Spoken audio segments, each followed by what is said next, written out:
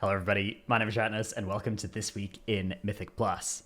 This week's affixes are Fortified, Inspiring, Grievous, and of course Encrypted. You can remember the affixes this week by the acronym FIG. And it's not the greatest week.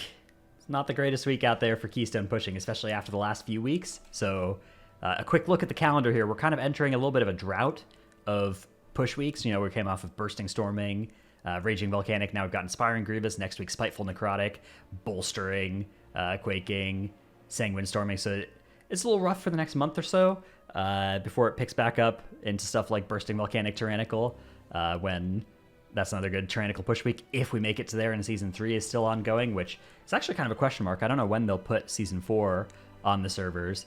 Either way, this week isn't great because you have the combination of Fortified Grievous making things a little bit deadly, Inspiring, slowing things down, and also making trash pulls deadly.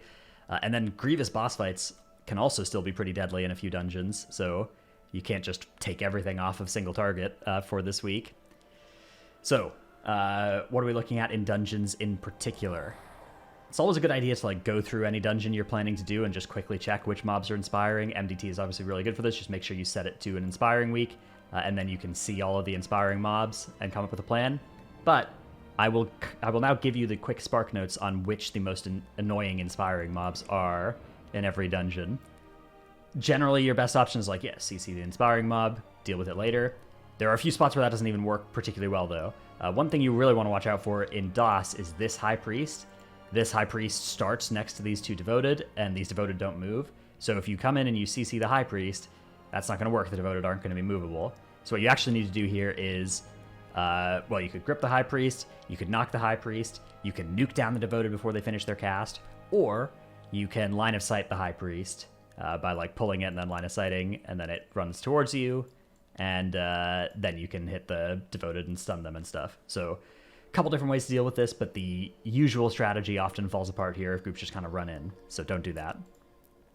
That's the only really nasty one in DOS. Obviously, there's a few guarding spellcasters and stuff, but that's just standard stuff. Halls you're looking at, actually not too bad.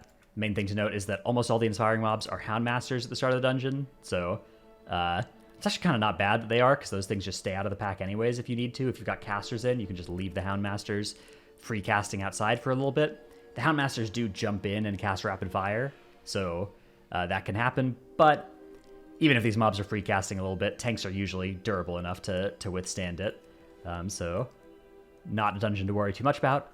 Mists is a little bit of pain. So depending on how your maze works out, you can get these pulls. Oops, I want to be... Yeah, okay.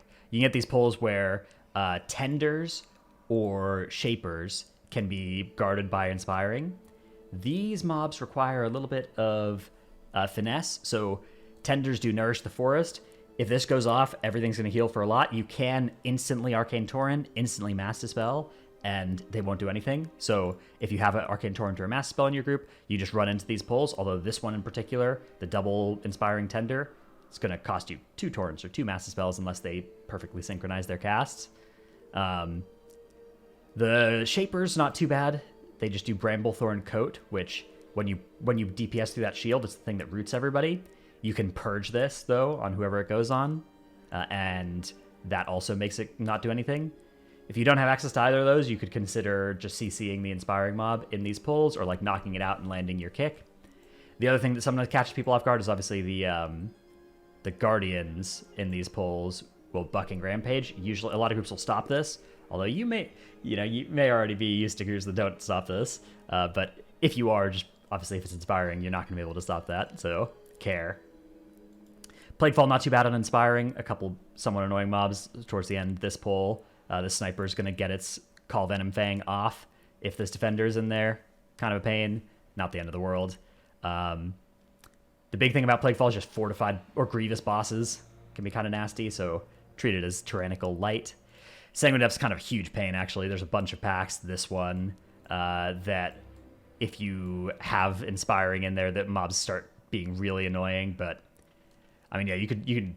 It's pretty common to skip this pack, so that's a good answer to this one. And yeah, pretty annoying in dungeon this week though, for sure. Again, it's kind of like all scattered throughout, diffused throughout all the poles is the pain. Spires. So spires, let's see. We got a couple inspiring things. This one, this Mender, is inspiring. So CC this and then pull it into the boss fight, and then you can purge its imbued weapons and get extra damage onto the boss. Is a good strategy there. And obviously you just have to be careful with inspiring onto Goliaths anywhere, or else obviously if they get their cast off, you are in big trouble. Wake. We have a few little inspiring threats here. The Necromancers are all inspiring, except for this one, which is typically skipped, which means that the Mage is going to free cast, or you can pull the inspiring Necromancer away from the pack and then land your CC on the Mage and stop it from spamming the Frostbolt volleys at you. Not a bad idea, for sure. Top. All right, top has... The part that always gets me on inspiring is like this pack, where this inspiring refuse guards the sludge spewer, especially if you pull these both together. Getting sludge spewers to free cast their withering discharge is very bad, so try and have a plan to stop that. If it's like nuke this thing down, you can maybe do that, or just CC it or grip it out of the pack, knock it so to make sure you can land the sludge spewer kick on withering discharge.